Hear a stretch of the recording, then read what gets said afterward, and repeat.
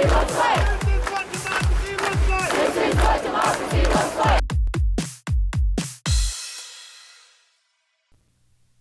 everyone! Welcome to Be the Change. My name is Lily Mott, and today I'm going to be talking about how change comes when you find your unique beauty. This week's guest is Serene Singh, who has a whole list of titles and projects she's working on, and we've got to talk about a lot of them. So, I really just want to get started.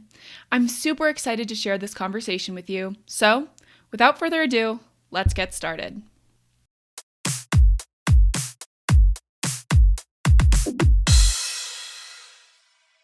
As much as I am so invested in, being a communicator and a storyteller, for me, I would say the most important traits and aspects of what makes me me is first that I am a teacher. I really identify myself as a teacher, not just in the sense of my actual job as a public speaking teacher for students across the United States, but also as someone who is constantly trying to give back and give what I've been given. I run a nonprofit called the Serenity Project nonprofit for at-risk women across the United States. That means a number of different things, but most importantly, these are women that come into the program feeling like they are not worthy of their dreams, or maybe have gone through struggles that have enabled them to be survivors, but maybe they need that extra support and tools of self-love and resilience that will help them kind of achieve that next platform in life.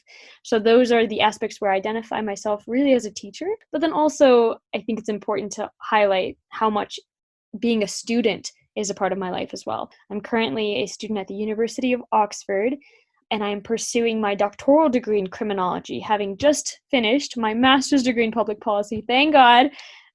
So it is a crazy time to be a student in the world right now. I can sympathize with anyone who is feeling that type of confusion and frustration and kind of uncertainty of what the world is going to look like for us in the upcoming years, and especially for people who are moving on to the next degree in their life. It's stressful, it's scary, but I sympathize with that. I empathize with that. That is exactly where I'm at as well. And just a student of the world. I always like to say that, as much as someone can have accolades and opportunities and awards behind them, there's never anyone in the world who really has anything figured out. And so I really think that I'm just a student, and that's how I show up in the world too. I love that, and that was such a great introduction. So there's so much that I want to talk with you about, but I want to first start off with a huge congratulations on winning the National All-American Miss title. That is so huge, and I'm so excited to have you on the show.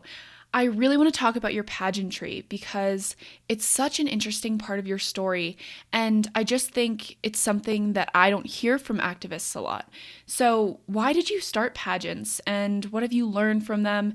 Maybe where have they taken you? I really just want to get the whole scoop because, as I said, I think it's so unique. No, totally. It's a great question. I have been involved in pageantry since 2013, so it's been now almost 8 years.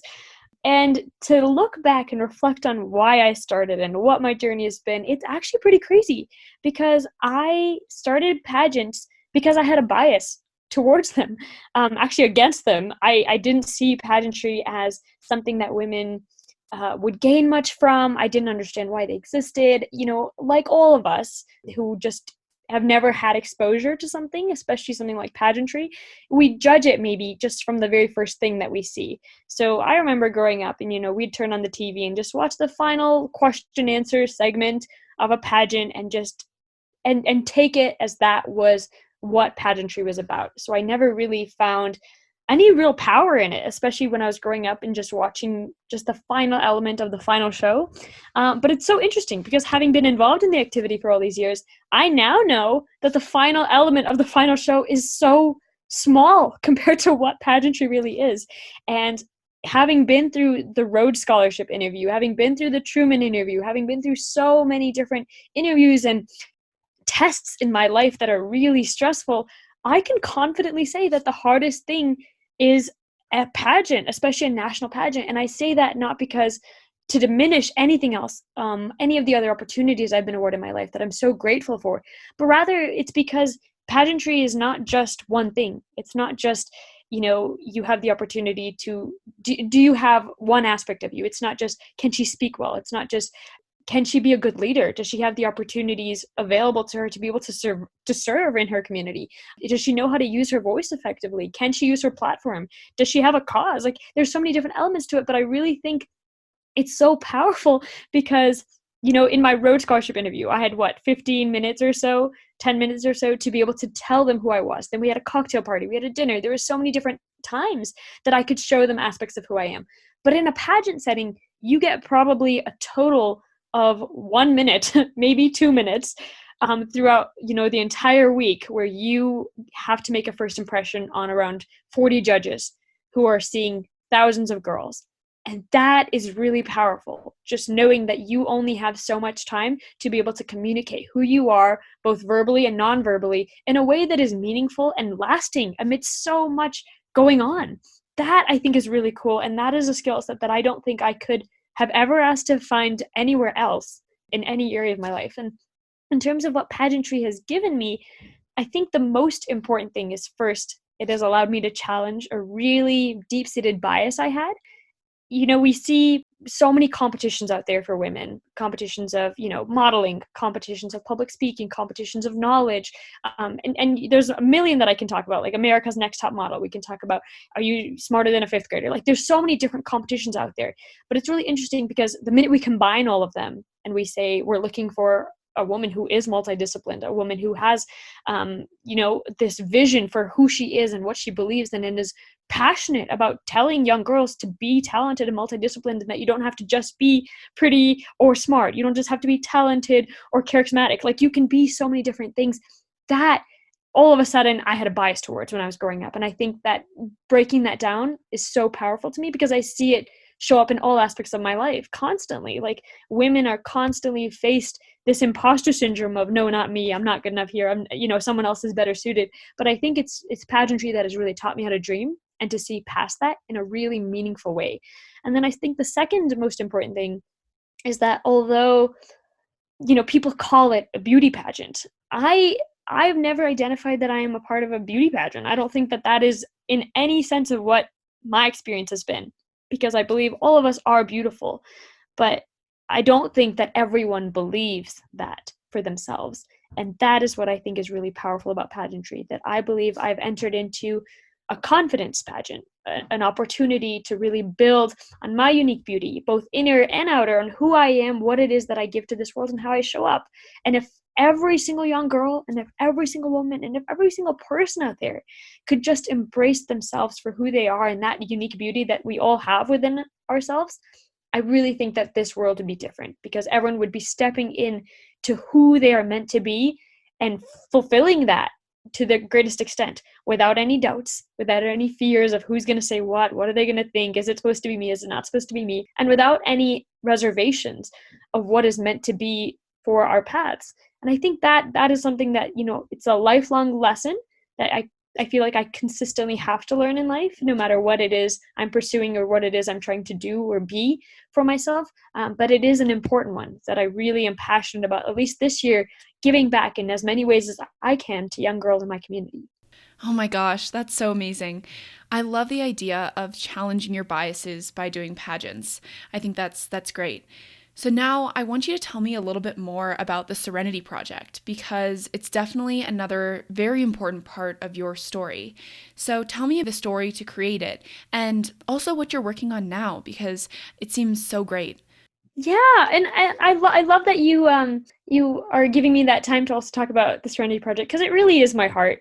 It's so important to me, and it's insane, because when I look back to when I first started my nonprofit, which is the Serenity Project, I remember thinking also some of those similar thoughts that I just mentioned of, no, not me, someone else can do it better. Why should I be the one to step into this cause? And I think so many women and so many people in general, probably listening to this podcast as well, think about that for something in their lives. So I implore you to challenge that and to look past that, because probably someone else could do it. Probably someone else has done it, but no one can do it the way that you can. And if it's something that is in your head and in your heart, like, go for it full-fledged, because there's a reason that you have been called to do that. I really do believe that. So for me, I started the Serenity Project actually many years after something really difficult happened in my life. In middle school, I lost a close friend to suicide. And I remember once I lost her name was Ashley, I constantly thought, how did this happen? What did I miss? I don't know what happened. And I remember so many of our friends thought the same thing.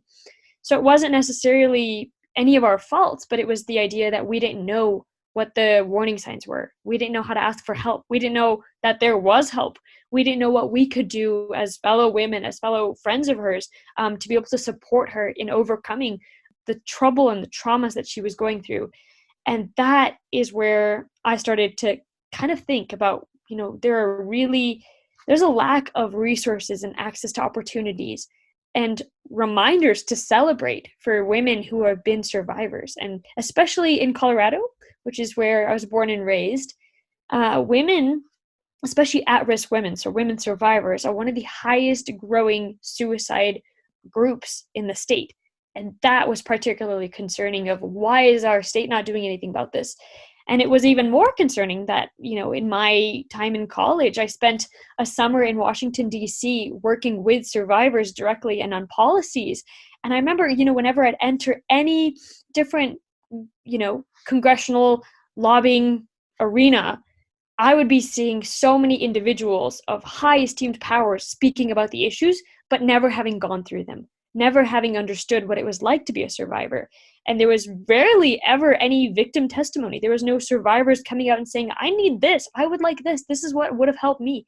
And that concerned me as well, because I think that the people that need to be driving the change are the people that understand what changes need to be made. And that was kind of the real understanding and the basis of why the Serenity Project. It's broken up into 3 different components. The first of which is a fashion show. This year it's going to be virtual, obviously because of the pandemic, but usually it is in person.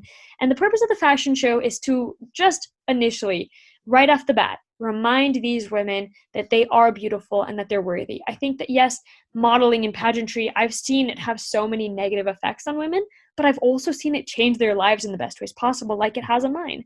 And that is something that I really want to implore these women to see, that they can achieve their dreams, and that if they're getting taught by world-renowned modeling coaches and they're, surrounded by an audience that is just in awe of who they are and how they're shining on stage, that's a really powerful experience, especially knowing that so many of these women have never felt that way before. They've never seen themselves to be beautiful, and that word is just scary to them. So I think for them to just automatically see that they were completely wrong about themselves in that sense right from the beginning of the project is so important and so unique. Then after that, we have a skills-based curriculum that goes on for 12 months. And in the curriculum, we focus on so many different topics every single week, from meditation to self-love to philanthropy to starting your own projects, through resume building, interview tips, public speaking, all kinds of different things that we think are just helpful tools as you navigate life in this world as a woman. And so those are what we also focus on throughout the year in that curriculum, which is what we call our soaring curriculum. And then finally, we have our third stage, which is a mentorship program. So as the women also go through the soaring curriculum, they are also each paired with a mentor. Mentors are women from across the United States, from all different backgrounds and walks of life. And these are just women who are passionate about giving back in whatever ways they can. They will support these women, the participants of the Serenity Project, in creating a passion project of some sort that is meaningful to especially the participant, but also the mentor. So for instance, in years prior, one of my favorite passion projects is one of the women we had in the Serenity Project in our very first year, a woman who was really interested in telling her story as a survivor and speaking about it, but she didn't really have the tools to know what it is she should say. How does she get public speaking gigs? How does she speak publicly without getting stressed out and scared? And so that was our focus on how do we build that kind of an opportunity for her so that she knows her story, that she's able to say her story with conviction. And then also she has audiences to say it in front of. And so that was kind of the passion project, that it is meaningful to her, that she's able to change lives with it, and that the Serenity Project now has expanded far beyond just our cohort of 10 participants and 10 mentors. Now we're reaching so many people beyond, because these women are champions of their own stories. That's amazing. Thank you so much for sharing that project. I'd also really like to talk, which I'm sure you've talked plenty about it, but I'd love to talk about the Rhodes Scholarship. You're the first female Rhodes Scholar from CU, which is so awesome. So big congratulations for that too. You mentioned what you're studying, but how is it to be at Oxford and to study there? What are some of your favorite memories you've had so far there? I'm sure that it's just been amazing. Oh my gosh. Oxford is a dream come true. And it sounds cliche, but I swear on my life I would walk outside and I'd be like, I feel like I'm in a Harry Potter novel. It just looked like it. It felt like it. Every single aspect of what makes Oxford so brilliant is honestly not even in the classroom. It's outside of the classroom. And that's what I think is really powerful about that place. That some of the most intellectually stimulating, enriching conversations and experiences of my life happened outside of the classroom environment. But also, obviously, it is Oxford. It's a world-renowned university, and being being surrounded by individuals who are doing so many important things in the world makes anyone feel like an imposter. And I think there's obviously the whole negative aspect of why imposter syndrome is problematic and so hurtful. But in a weird way, Oxford helped me see that it actually can be really powerful in a sense that I am constantly trying to think about new innovative ways that I can do more, be more for others in my community. And that was cool because I didn't have those kinds of stimulating opportunities and conversations in other aspects of my life. But when I was, surrounded by someone who was for example, the very first day of my courses, I remember I sat next to a beautiful woman in my course, and she has a girls' education school back in her home in Afghanistan. And she, had to really overcome so many different trials and triumphs in order to be able to study as a girl amidst the under the Taliban. And that story itself and who she is and what she's doing to give back inspired me in more ways than I can ever articulate. Of I also have been given so many opportunities in my life, and what is it that I have been given that I can give? And I think Oxford has constantly put that in the back of my mind, is what is it that I've been given that I can use to give back? So in terms of fun memories, it's not all serious, I promise. Oxford is such a party town. I cannot even believe it. People are like, you went to CU Boulder. It's the number one party school in the United States. What do you mean Oxford's a party town? I mean, I don't know what it is, but I think the British lifestyle is just a whole nother dimension. There needs to be a different scale altogether because it is so much fun there. They always have these things called bops, and they're just parties. I mean, they can go from very, very formal, as you would see in like how people are dressed in Bridgerton, to that style, to very informal, where you just kind of would just show up like a house party in the United States. And constantly people are just trying to get to know one another. It's a lot of social life. It's a lot of let's go hang out here, let's do this there. The nightlife is so rich, I think, because people really are invested in getting to know one another. And I think that's what makes Oxford so special, that people don't just care about getting good grades or passing their exams. They really care about investing in one another, and that allows them to support one another for the rest of their lives. In terms of some of my best memories, I think one of my most favorite ones was getting to be at Rhodes House for the very first time. Yes, the Rhodes Scholars have their own house in the at the University of Oxford, and it's just stunning. I mean, there's so much history there that's so important to understand what the scholarship means to so many different people from across the globe, and also understand, the future that the scholarship has and how it can change and how it can mold into something that is better for everyone. So I think that's really powerful to just be amidst that. What a cool opportunity. And I think another really fun one for me, obviously we have matriculation day, and you'll get matriculated. You only get matriculated once in Oxford, and it's the strangest thing ever because it's not like you've done anything. It's just your first day of Oxford and you're already getting matriculated. You're already being official. So it's definitely contrary to what we understand in the United States in terms of like a graduation being at the end and the culmination of your experience. Matriculation is right at the beginning. But it's really fun because that day everyone is all dressed up. Any tourists who are in Oxford are automatically like, oh, the kids always dress up like this, but we're not always dressed up like Harry Potter. But it's just that specific day. It is from, I think, 2 a.m., 3 a.m., everyone's getting ready, all the way until 2 a.m., 3 a.m. the next day. There's just parties, there's food, there's fiestas, there's all kinds of things happening. And that was just the best introduction to Oxford I could have had. That sounds so fun. Oh my gosh, the dressing up like Harry Potter. That's so funny. I know, and they have this outfit. What is it called? Subfusk? SUBFUSC. And I remember when I first was told, they were like, "Don't you need your sub bus scout?" I was like, I don't know what that is. And I had to do so much research online. I'm like, okay, I need this specific ribbon and I need a skirt and then I need this. It was just so fascinating to because I've never had a school uniform before in my life. So I had no idea what I was getting myself into. I was like, Mom, I need to buy all these different things. But it's, it's all part of the experience. It's all part of the journey. It's all part of being a part of Oxford. Yes, for sure. I love that you've had such a great adventure so far.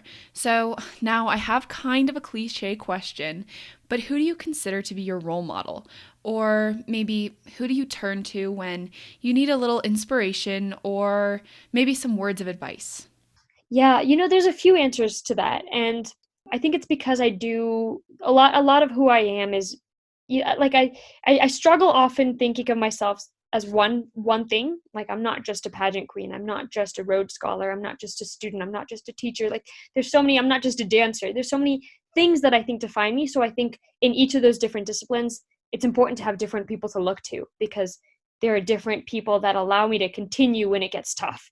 Especially people who I'm like, they've been through it, I can keep going. But in general, in my life and who I am and what I turn to when I'm struggling, I think there are three. The first of which would be my younger self. And I say that, and it's a little strange for people to hear initially, but when I think about who I was when I was growing up younger and, struggling with being different, being the only, South Asian in my kindergarten class, being the only Sikh ever in all of my journey of primary school, even, secondary school, and also as high school, like I remember how that felt. And I remember how I felt different and that I needed to feel like I blended in and that I was not different from my peers, and how much it scared me. And I was ashamed of every part of me that was unique and special, because I never would have called it special. I would have called it bad. It would have different burdens. It was, and I think so many young people grow up feeling that way, whatever it might be, whether it be their gender identity, whether it be their religion, their, economic status, like whatever it might be, there's something about every single kid that they feel is not good enough and not worthy, and that they need to suppress in order to be worthy of their dreams. And so my inspiration is definitely looking back to what is it that Serene needed when she was 8, 9 years old. And one of the things that people often ask me about is like, who was your like icon? Who was your role model when you started your pageantry and modeling journey? And I always say, I didn't have one. I didn't have any single person that I could look to and be like, they look like me. They've been through the experiences I've been through. They understand what it is like to be me in this world right now, or in this country right now. And I want to be closer to who they are. Like, I didn't have anyone like that for me. And that concerned me, because every single young girl, every single young boy, every single anyone should have someone that they can say they've done it, and I know that I can too because of them. And I think that knowing that, 8-year-old, 9-year-old, 10-year-old Serene could never thought she would ever represent anything like what I represent today, that's really powerful. And I always think about what kind of a door can I open, or even, show was already open to other young people out there, so that they can believe a little bit more in themselves. Especially when I think back of, if I was to face 8-year-old Serene right now, like, what would I say to her? What would I show her that I've been able to do with my life? And that's kind of the legacy that I want to leave, constantly thinking about what I needed when I was that younger girl, and what it is that younger girls right now might need, whether or not they're Sikh, whether or not they're South Asian, whether or not they've lived the lives that I've lived. I think seeing someone so different, so drastically different than what we are expected to see, whether it be in the Rhodes Scholarship community or in pageant community or in whatever community, that's really cool, because that enables every single person, no matter what their dreams are, to think a little bit differently about their dreams. I think the second person would be my mom. I know it's a cliche and everyone's like, Serene, don't say your mom for that answer. But really, like, my mom, she's raised all of us kids, both my brother as well as my sister, with the same amount of love, the same amount of determination, and the same amount of focus. And I think that's really important to say, because right now, so many girls are taught differently growing up than the boys are, of like, he can do this, but she needs to do this. And I think my mom did a really good job of empowering me from a very young age to believe that I could do anything, if not more than even my brother could. And more importantly, I think she also really instilled in me the notion of hard work, that you can't just get things in life because you dream big or because you want them. Like, you have to put in the hours, and you have to get to work, and you have to have sleepless nights, and you have to focus on what it is you want, because nothing's going to be handed to you, Serene. And that, I think, is something that I've just carried with me throughout my entire life as well. And the third thing is that, my mom has really always been someone to give whatever she has in life, whether, we'd be driving and we'd be in the midst of a snowstorm and she'd still be giving food to homeless people. Like, she's just constantly been the type of person that never believes that there's anything different between her and the people she's serving. It's just circumstance. That is the only thing that differentiates the two. And that, I think, is why I am so passionate about any opportunity that I have, any platform that I have. How can I use it to further along the journeys and experiences and lives of people who might not have had this opportunity? So these are all just small little lessons that I think my mom has instilled in me, but they've made a huge difference on who I am and how I show up. And then the final one, I think this one's really interesting too, because a lot of people don't know about her, which is Lizzie Velasquez. And Lizzie, when she was growing up, she stumbled upon a YouTube video that defined her as the world's ugliest woman. And she was not expecting to stumble upon this YouTube video, and it just devastated her. It broke her heart. And she, instead of allowing that to just eat at her and take her in and believe that it was true, she decided to become a motivational speaker. And she now speaks to young girls and boys across the country about what it is that they need to do to set their own legacy and believe in their own worth and their power, regardless of what people in the world are telling them, that they're not good enough at this, or they're not perfect at this, or they're not beautiful, or they're not this. I think she's done a really good job of not only just inspiring me to see that in myself, but also all young people to do that for themselves as well. And she's a huge reason that I think the Serenity Project is where it is today, because a lot of her story and a lot of who she is and how she overcame the different struggles that she's had to overcome in her life, especially from the start of that YouTube video, is exactly what we try to remind the women that we work with in the project to also focus on as they navigate the journeys that will continue to happen in their lives, but also the difficulties that will inevitably follow them as they are survivors, as they are women who've championed so many causes that are hard to talk about, and as they're women who have oftentimes, been told by society, you're not enough, you're not worthy of this, you aren't special. So I think those would be my three most important role models, per se. Definitely. That was such a great answer. And people think it's cliche, but I think the parents' answer is such a great one. So I have one last question that I really like to ask my guests, and it's, what advice do you most want to share with young people who may want to make a difference in the world, but they may not know where to start? Do you have any words of wisdom for them?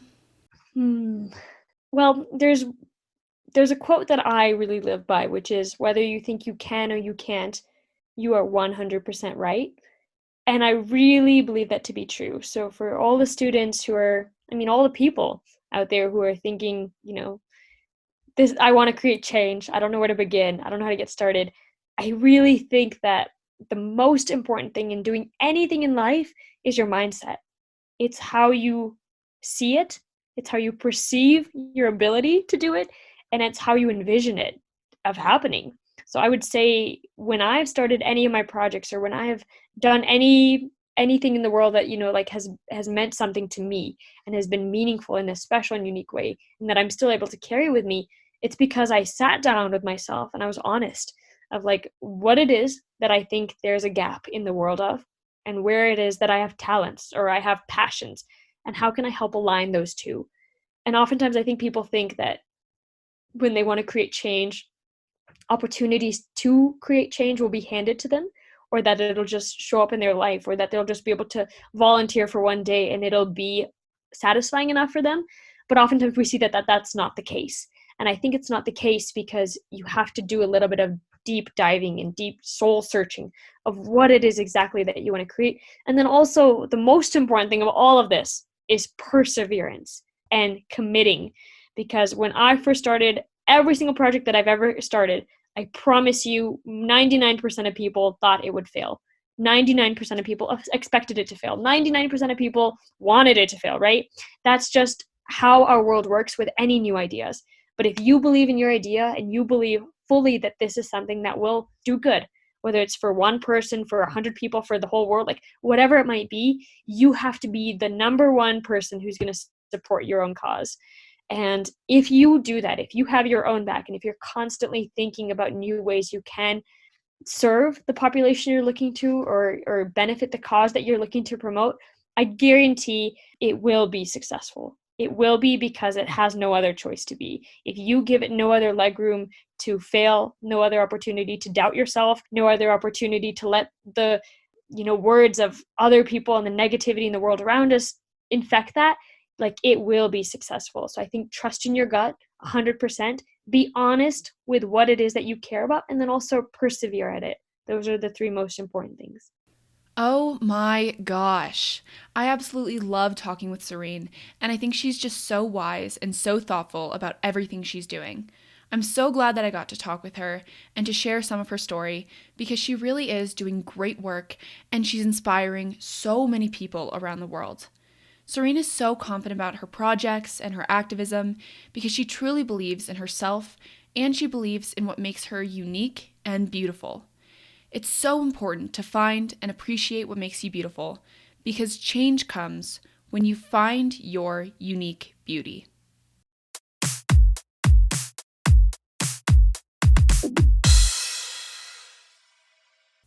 Thank you so much for listening to this episode, and you can follow Serene on Instagram at serene.sing. You can also follow the Serenity Project at the Serenity Project Official on Instagram as well. If you want to talk about anything I mentioned, please reach out to me by email at lily@bethechangepodcast.org or on Instagram at bethechangepodcast. Tune in for my next episode, but until then, be the change you wish to see in the world. Bye, guys!